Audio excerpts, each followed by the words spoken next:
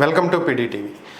ఆంధ్రప్రదేశ్కి జీవనాడిగా చెప్పుకునేటువంటి పోలవరాన్ని పూర్తిగా కేంద్రమే నిర్మిస్తుందని, అలాగే బకాయిలతో సహా నిధులన్నీ విడుదల చేయబోతుంది అనేది ప్రస్తుతం ఈరోజు ఉన్నటువంటి ఒక వార్త. మరి దీనికి సంబంధించే అసలు పోలవరం ప్రాజెక్టు పరిస్థితి ఏంటి, దీనికి సంబంధించినటువంటి పూర్తి వివరాలు మనతో విశ్లేషించడానికి ప్రముఖ రాజకీయ విశ్లేషకులు పురుషోత్తం రెడ్డి గారు మనతో ఉన్నారు. ఆయనతో మాట్లాడదాం.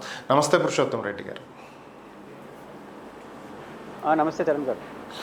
సార్, పోలవరం ప్రాజెక్టుకి సంబంధించినటువంటి బకాయిలు నిధులు అన్నీ కూడా కేంద్రం వెంటనే విడుదల చేస్తుందని, అదేవిధంగా ప్రాజెక్టు పూర్తి నిర్మాణ బాధ్యత కేంద్ర ప్రభుత్వమే తీసుకోబోతుంది. ఇటీవల పలు దఫాలుగా చంద్రబాబు గారు కేంద్రం వెళ్ళి కేంద్ర మంత్రులతో మాట్లాడినటువంటి ఫలితంగా ఇది జరగబోతుంది అనేది ఈరోజు ఉన్నటువంటి వార్త. మరి దీంట్లో ఉన్నటువంటి అవకాశం ఎంతవరకు ఉంది? ఎందుకంటే గతంలో ఉన్నటువంటి బకాయిలే ఇంకా క్లియర్ చేయలేదు. మరి మొత్తం కేంద్రమే భరిస్తుంది అనేది ఎంతవరకు సాధ్యాసాధ్యాలు ఉన్నాయి అనుకోవచ్చు? పోలవరం బాధ్యత మాదే, విభజన చట్టం అమలు చేయాల్సిన బాధ్యత మాదే, రాష్ట్రాల అభివృద్ధి చేస్తాము, ఇది 10 ఏళ్ళుగా చెప్పి విని అలసిపోయారు ప్రజలు. కావాల్సింది బాధ్యతను చెప్పడం కాదు, పైసలు ఇవ్వాలి, నిధులు కేటాయించాలి. ఇప్పుడు కేంద్ర ప్రభుత్వం సమస్య ఎక్కడ? పోలవరం ప్రాజెక్టు పూర్తి చేయాలంటే 2 ఆటంకాలు. ఒకటి, డ్యామ్ నిర్మాణం పూర్తి చేయాలి, అది డయాఫ్రామ్ వాల్కి సంబంధించి సాంకేతిక సమస్య, దానికి అయ్యే నిధులు వాళ్ళు భరించాలి. డయాఫ్రామ్ వాల్ విషయం క్లారిటీ వస్తే ఆటోమేటిక్గా పోలవరం ప్రాజెక్టు డ్యామ్ పూర్తి అయిపోతుంది. డ్యామ్ పూర్తి అయిపోయినా కూడా నీటిని ఉభయ కాలువలకు, లెఫ్ట్ బ్రాంచ్కి కానీ రైట్ బ్రాంచ్కి కానీ ఇవ్వాలి అంటే అటు విశాఖపట్నం వైపు, ఇటు అమరావతి వైపు మనకు డ్యామ్లో నీళ్లు నిలబెట్టాలి, వచ్చి నీళ్ళు వచ్చినట్టు తీసుకోవాలి. జరగాలంటే 152 అడుగుల ఎత్తులో నీళ్లు పెట్టాలి అనుకున్నారు. 152 అడుగుల ఎత్తులో నీళ్లు పెట్టాలంటే నిర్వాసితుల సమస్య క్లియర్ చేయాలి. ఇప్పుడు చాలా పరిమితమైన సంఖ్యలో క్లియర్ చేయడానికి వచ్చిన ఇబ్బందులతోనే కదా డయాఫ్రామ్ వాళ్ళు మిగతా విషయాల్లో సరైన ప్రాసెస్లో ప్రోటోకాల్ ప్రకారం వెళ్ళలేదు అని చెప్పే మాట ఎందుకు వచ్చింది? ఇందుకే వచ్చింది. కాబట్టి డయాఫ్రామ్ వాళ్ళు పాడవడానికి కూడా, కొట్టుకుపోవడానికి కూడా మనం నిర్వాసితులు క్లియర్ చేయకుండా అన్నీ ఒకేసారి ప్రారంభించారు. ఇట్లాంటి చర్చ వచ్చి ఇట్లాంటి సమస్యలు రావడం వల్లనే వచ్చిందని అధిక ప్రధాన ప్రతిపక్షం ఉన్న వైసీపీ ఆరోపిస్తూ ఉంది. అంటే ఏంటి? నిర్వాసిత సమస్యలు క్లియర్ చేయకుండా డ్యామ్ కట్టినా కూడా డ్యామ్ ఉపయోగపడదు. అంటే నిర్వాసిత సమస్య క్లియర్ చేయాలి, దానికి ఒక 30,000 కోట్ల రూపాయలు ఖర్చు అవుతాయని గతంలో తెలుగుదేశం ఉన్నప్పుడు ఒక అసెస్మెంట్ అది కొనసాగుతా ఉంది. కాబట్టి నిర్వాసితులు క్లియర్ చేస్తేనే డ్యామ్ కట్టినా కూడా నీళ్లు వాడతాం. డ్యామ్ కట్టాలంటే డయాఫ్రామ్ వాళ్ళ సమస్య పరిష్కారంగా డ్యాముకు నిధులు ఇవ్వాలి. కాబట్టి ఇక్కడ ప్రధానంగా అన్ని కలుపుడు వస్తుంది నిధులు. కాబట్టి నిధులు ఇవ్వడం అనేది ప్రధానమైంది. నిధులు ఇవ్వడం తప్ప అన్ని మాట్లాడుతాం కేంద్ర ప్రభుత్వం. కాబట్టి మేము బాధ్యత తీసుకుంటాం, మాదే బాధ్యత, అది మీ దయ మా ప్రాప్తమేం కాదు, కేంద్ర ప్రభుత్వం బాధ్యత చట్టం చెప్తా ఉంది. 2014 విభజన చట్టం చాలా స్పష్టంగా చెప్తా ఉంది. ఇది పోలవరం నేషనల్ ప్రాజెక్టుగా మొత్తం RR ప్యాకేజీ సహా పెరిగిన ధరలకు అనుగుణంగా కేంద్రం ఇవ్వాలి అని. ఎట్లా ఇస్తారు, ఎప్పుడు ఇస్తారనేది ప్రశ్న. అది తప్ప అన్ని మాట్లాడుతూ ఉంది. 10 ఏళ్ళు అయింది ఈ చట్టం వచ్చి. పోలవరం ప్రాజెక్టు ఒకవైపు శరభాగంతో జరుగుతూనే ఉంటుంది, కానీ కీలకంగా ఎక్కువ డబ్బు ఖర్చు అయ్యే ఈ నిర్వాసిత సమస్య 33,000 కోట్ల రూపాయలు ఇప్పటివరకు కేబినెట్ ఆమోదించలేదు. పాయింట్ ఏంటంటే రాష్ట్ర ప్రభుత్వం పోలవరం ప్రాజెక్ట్ అథారిటీ దాన్ని రాటిఫై చేసింది ఎంత అవుతుంది అని. దానిపైన క్యాబినెట్ ఆమోదిస్తే మళ్ళీ ఫైనాన్స్ మినిస్ట్రీకి పోయి డబ్బులు వస్తాయి. ఇందులో క్యాబినెట్ అప్రూవ్ చేయాల 3,000 కోట్లు. ఇంకా దీంతో అదొక సమస్య. రెండో సమస్య, డ్యాముకు సంబంధించి నిర్మాణానికి అయ్యే ఖర్చు. డయాఫ్రామ్ వాళ్ళ ఇష్యూ పరిష్కారం అయితే ఇస్తారు. దాన్ని ఎట్లా ఇస్తున్నారు డబ్బులు? మొదట రాష్ట్ర బడ్జెట్ నుంచి డబ్బులు ఖర్చు పెట్టి ఆ తర్వాత బిల్లులు పెడితే ఢిల్లీ చుట్టూ 36 సార్లు తిరుక్కొని వాళ్ళ దగ్గర లాక్కురావాలి. అంటే అటెంప్ట్కి చేయాలి, అడాక్ అమౌంట్ ఇవ్వచ్చు కదా. ఇప్పుడు కాంట్రాక్ట్కి 1,00,000 కోట్ల ప్రాజెక్టు ఓకే అయితే 40% నిధిలో 30% నిధిలో కాంట్రాక్ట్కి మొబిలైజేషన్ అడ్వాన్స్ ఇస్తారు. ఒక గవర్నమెంట్ ఇచ్చేటప్పుడు ఒక కాంట్రాక్ట్కి మొబిలైజేషన్ అడ్వాన్స్ ఇస్తూ ఉన్నప్పుడు, ఒక గవర్నమెంట్ ఆఫ్ ఆంధ్రప్రదేశ్కి మీ ప్రాజెక్ట్ని ఎగ్జిక్యూటివ్ చేస్తున్నప్పుడు ముందే డబ్బులు ఇవ్వాలి కదా. అంటే ముందే డబ్బులు ఇస్తే రాష్ట్ర ప్రభుత్వానికి ఫైనాన్షియల్ క్రైసిస్, రాష్ట్ర బడ్జెట్ నుంచి కేటాయించే పరిస్థితులు లేదు. కేటాయిస్తే మిగతా ప్రాజెక్టులు అయిపోతాయి. అదే జరిగింది రాష్ట్రంలో. రాష్ట్ర బడ్జెట్ నుంచి 10,000 కోట్లు ఇరిగేషన్ అంటారు, 5-6 కోట్లు పెడతారు. 5-6 కోట్లు పోలవరం పెడితే మళ్ళీ పోయి ఇంటేంలో ఇస్తారా? ఒక 6 నెలలు, సంవత్సరం, 2 సంవత్సరాలు కూడా ఇస్తారు. తెలుగుదేశం పార్టీలో ఉన్న అయినటువంటి ఖర్చుని జగన్మోహన్ గారి పరిపాలనలో ఇచ్చినారు. ఇన్ టైంలో ఈకపోగా లేటుగా ఇస్తున్నారు, అడ్వాన్స్గా ఇవ్వలేదు. కాబట్టి ఇప్పుడు పోలవరం పూర్తి కావాలంటే డయాఫ్రామ్ వాల్ పరిష్కారం, డ్యామ్ నిర్మాణం జరగాలి. డ్యామ్ నిర్మాణం జరిగినా ప్రజలకు ఉపయోగపడాలంటే, ఆ నీళ్లు వాడుకోవాలంటే 33,000 కోట్ల రూపాయలు విలువైనటువంటి దాన్ని ఆమోదించాలి.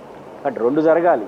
ఒకటి 33,000 కోట్ల రూపాయల క్యాబినెట్ అప్రూవల్, మరియు ఈయన అడ్వాన్స్ డబ్బులు ఇవ్వాలి. ఈ రెండు జరిగితే పోలవరం పూర్తి. దీనికి పెద్ద సిద్ధాంతం ఏం లేదు. అది తప్ప అన్ని మాట్లాడతాం. ఇంకా చర్చిస్తాం ఏంటి? ప్రాజెక్ట్ డిజైన్ అయిపోయింది, ఎవరు కట్టాలో నిర్ణయించారు, ఇంకా చర్చిస్తున్నాం. ముఖ్యమంత్రి మాట్లాడినాడు, ఏమో అర్థం కాదు. కాబట్టి ఈ మాటలు కాదు, ఆచరణలో డబ్బులు రిలీజ్ చేయడం తప్ప పరిష్కారం. డబ్బులు రిలీజ్ చేస్తే ఈ మాటలతో సంబంధం కూడా పోలవరం పూర్తవుతుంది. ఓకే. అయితే కేంద్ర ప్రభుత్వం మీరు అన్నట్లు 152 అడుగులకి ఒప్పుకోవట్లేదు, 135 అడుగులకైతే కేంద్ర ప్రభుత్వం సుముఖంగా ఉంది. దీనికి సంబంధించే 2023లో జగన్మోహన్ రెడ్డి గారికి అప్పుడు 12,000 కోట్ల రూపాయలు ఏపీకి రిలీజ్ చేస్తాము అన్నప్పుడు 135 అడుగులకి ఒప్పుకుంటే ఇవి రిలీజ్ చేస్తామన్నారు. సో దానికి జగన్ గారు అంగీకరించలేదు, రాష్ట్ర ప్రయోజనాలను తాకట్టు పెట్టలేను అని చెప్పారు అనేది ఒక వార్త నడుస్తుంది. మరి ఇప్పుడు అన్నిటికీ కేంద్రం ఒప్పుకుంది అనేటువంటి వాదన నిజమైతే, ఇప్పుడు వస్తున్నటువంటి వార్త నిజమైతే, మరి చంద్రబాబు గారు దానికి అంగీకరించారనుకోవాలా? 152 అడుగులు అవసరం లేదు. నిజానికి 135 అడుగులకే ఫస్ట్ ఫేజ్ 135, 152 అడుగులు పెంచండి. 152 అడుగులకి సంబంధం లేకుండా 135 అడుగులకే నీళ్లు తీసుకోవచ్చు. పోలవరం ప్రాజెక్ట్ డిజైన్ ఏంటంటే, మీకు కాటన్ బ్యారేజ్ ఉంది రాజమండ్రి దగ్గర. దాని నిల్వ సామర్థ్యం ఎంతో తెలుసా? 1.5 TMCs. కానీ దానికి సాగుబడి ఎంతో తెలుసా? 12 లక్షల ఎకరాలు. 10,000 ఎకరాలు ఒక టీఎంసీ. మరి 1.5 TMCల నిల్వ సామర్థ్యం కన్నా కాటన్ బ్యారేజ్ నుంచి 12 లక్షలు ఎట్లా 120 TMCలు? లాజిక్ ఏంటంటే, పోలవరం 120 రోజులు ప్రవాహంలో ఉంటుంది కాబట్టి రెగ్యులర్గా నీళ్ళు తీసుకుంటారు. పోలవరం కూడా దాని మొత్తం కెపాసిటీ అంతా బిలో 200 TMCs. దీంట్లో 50 TMCలు డెడ్ స్టోరేజ్ వెళ్ళిపోతుంది. ఇంక మిగిలింది 130 TMCలు. మరి 360 TMC ఎట్లా తీసుకుంటారంటే, పోలవరం 120 రోజులు ప్రవాహంలో ఉంటుంది కాబట్టి కుడి కాలువకి 1.5 TMCs పర్ డే, ఎడమ కాలువ 1.5 TMC పర్ డే, మొత్తం 3 TMCలు పర్ డే ఇంటూ 120 360 TMCలు తీసుకున్నారు. వచ్చిన నీళ్ళు వచ్చినట్టు డ్రా చేసుకోవాలి. అలా చేసుకోవాలంటే పోలవరం దగ్గర 132 అడుగుల ఎత్తులో నీళ్లుంటే కుడి కాలువ అందుకుంటుంది. ఇప్పుడు పట్టిసీమని పేరు పెట్టారు కదా, ఆ కాలువ. ఎడమ కాలువ 133 TMCలు అంటే 135 TMCలు ఉంటే రెండు కాలువలు నీళ్ళు వచ్చేస్తాయి. బట్ 135 TMCలతో 360 TMCలు నీళ్ళు తీసుకునే కెపాసిటీ ఉంది. దాంట్లో ఇబ్బంది లేదు. కానీ 152 అడుగులు ఎందుకు కట్టారంటే విద్యుత్ ఉత్పత్తి కోసం. కాబట్టి నీటి తీసుకునే ఇబ్బంది ఏమి లేదు. 135 అడుగులు అయితే నిర్వాసితుల యొక్క సంఖ్య తగ్గిపోతుంది. 152 అడుగుల ఎత్తులో కానీ నీళ్ళు ఎత్తుతే దాదాపు 33,000 కోట్లు అయితే, 135 అడుగుల ఎత్తులో కానీ నీళ్ళు నిలిపితే ఒకసారి 10-15 వేల కోట్లతో అంటే నిర్వాసితుల సంఖ్య తగ్గుతుంది. కాబట్టి నాకు దాంట్లో భావోద్వేగంతో రెండు పార్టీలు రాజకీయాలు చేసినాయి. కానీ నా దృష్టిలో 135 అడుగులు ఎనఫ్, పెద్ద ఇబ్బంది ఏం లేదు. కాకపోతే 135 అడుగులు చేయాలన్నా 10,000 కోట్లన్నా నిర్వాసిత సంస్థ క్లియర్ చేయాలి. ఈ డ్యామ్ ఖర్చు ఈయన అడ్వాన్స్ ఇవ్వాలి. దాని ఇప్పుడు 33,000 కోట్ల రూపాయలు 150. నిజానికి వాళ్ళు చట్టంలో కానీ దాన్ని రాసింది 152 అడుగులు నేషనల్ ప్రాజెక్ట్. ఎవరు గుర్తించమన్నారు? మిమ్మల్ని గుర్తించే చేశారు. 152 135 చర్చించవచ్చు. కానీ 135 చేయాలి 152 చేయాలంటే ఫస్ట్ ఆఫ్ ఆల్ ఆ 10,000 కోట్ల నిర్వాసితులకి ఎంత ఖర్చు అయితే అంత మేము బాధ్యతని క్యాబినెట్లో అప్రూవ్ చేసేస్తే అడ్వాన్స్ డబ్బిస్తే సరిపోతుంది. ఆ పనైనా చేయాలి కదా కలిసి. ఓకే సార్, అయితే చివరిగా ఒక్క ప్రశ్న. అప్పర్ భద్ర ప్రాజెక్టుకి సంబంధించినటువంటి వార్తలు వస్తున్నాయి. అప్పర్ భద్రకి నికర జలాలు ఎక్కడి నుంచి వస్తాయంటే, పోలవరంలో స్టోర్ చేసినటువంటి ఈ వాటర్నే అప్పర్ భద్రకి వాడుకోవచ్చు అని చెప్పి కేంద్రం ఒక ప్రతిపాదనని తీసుకొచ్చింది అనేటువంటి వార్తలు వినిపిస్తున్నాయి. ఇందులో ఎంతవరకు వాస్తవాలు ఉన్నాయండి? పోలవరానికి అప్పర్ భద్రకి సంబంధం లేదు. అప్పర్ భద్రకి తుంగభద్ర పైన నిర్మించే ప్రాజెక్ట్. అది ఆల్రెడీ టీబీ డ్యామ్ ఉంది, మన గేటు కొట్టుకోమైంది కదా, అది తుంగభద్ర డ్యామ్.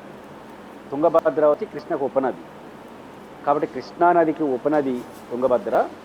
తుంగభద్ర నది డ్యామ్ మనం కొట్టుకుపోయింది, ఒక 10-15 TMCలు కూడికి వచ్చేసింది.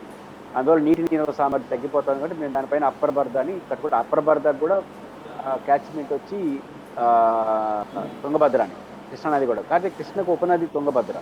అయితే పోలవరం పూర్తయిన తర్వాత కొంత పర్సంటేజీ గోదావరిలో వచ్చే పర్సంటేజ్ వాడుకోవడం వల్ల, అంటే ఆంధ్రప్రదేశ్ కృష్ణా డెల్టాకి వాడుకుంటారు కదా, కృష్ణా డెల్టాకి కృష్ణాలో నికర జలాలు ఉన్నాయి. కాబట్టి ఆ మేరకు అది కాంపౌండ్ చేసినప్పుడు దీంట్లో కొంత పర్సంటేజీ కృష్ణలో వస్తుంది, ఇది మహారాష్ట్ర ఎగువ రాష్ట్రాలకు వస్తుంది. కాబట్టి ఆ వాటాగా ఆ దామారు ఆ మిగుల్ని మేము ఎగువ భద్ర అంటే మనం ఏమంటున్నాం, ఎగువ భద్ర కట్టడాన్ని అభ్యంతరం చెప్తాం. ఎందుకంటే తుంగభద్ర మీద రాయలసీమ ప్రాంతంలో 130 టీఎంసీ నికర జిల్లాల వాటా ఉంది. కాబట్టి తుంగభద్ర పైన ఇంకొక డ్యామ్ కట్టుకుంటే నికర జిల్లాలు దానికి కూడా కేటాయింపు చేసి నేషనల్ ప్రాజెక్ట్ ప్రకటిస్తే మేము నష్టపోతామని ఆంధ్రప్రదేశ్ ప్రభుత్వం సుప్రీంకోర్టులో పిటిషన్ వేసింది. కాబట్టి అభ్యంతరాలు ఉన్నాయి, దానికి సాంకేతికంగా పర్మిషన్ లేదు. కాబట్టి దానికి పర్మిషన్ కోసం ఈ మాటలు మాట్లాడుతుండొచ్చు. అంటే మాకు గోదావరిలో వచ్చే కాంపన్సేషన్లో నీళ్లను కృష్ణాలో వాడుకొని దానికి తుంగభద్ర చేసుకొని చెప్పొచ్చు. అది పెద్ద ఇష్యూ కాదు. ఫస్ట్ పర్మిషన్ తీసుకోవాలి, పర్మిషన్ తీసుకున్న తర్వాత సాంకేతిక అనుమతులు చేయాలి. దానికి మన అభ్యంతరాలు అంటే తుంగభద్ర కింద మనం ఉన్నాం కాబట్టి తుంగభద్రలో ఎంత నీళ్ళు, కృష్ణా నీళ్ళు దానికి బావు, తుంగభద్ర నీళ్ళు ఉపనది నీళ్ళు, ఆ ఉపనదిలో ఎంత లభ్యం అవుతుంది, లోయెస్ట్ స్థాయిని లెక్కేసుకొని సరాసరి లెక్కేసుకొని కేటాయింపులు ఎన్ని ఉన్నాయి, ఆ కేటాయింపులు నష్టం లేకుండా ఇరు రాష్ట్రాలకు ఉపయోగపడే బదులు దాన్ని డైవర్ట్ చేసుకోవాలి. Okay okay thank you Purushottam Reddy గారు. ఈ అంశాల మీద మీ విశ్లేషణ అందించినందుకు ధన్యవాదాలు.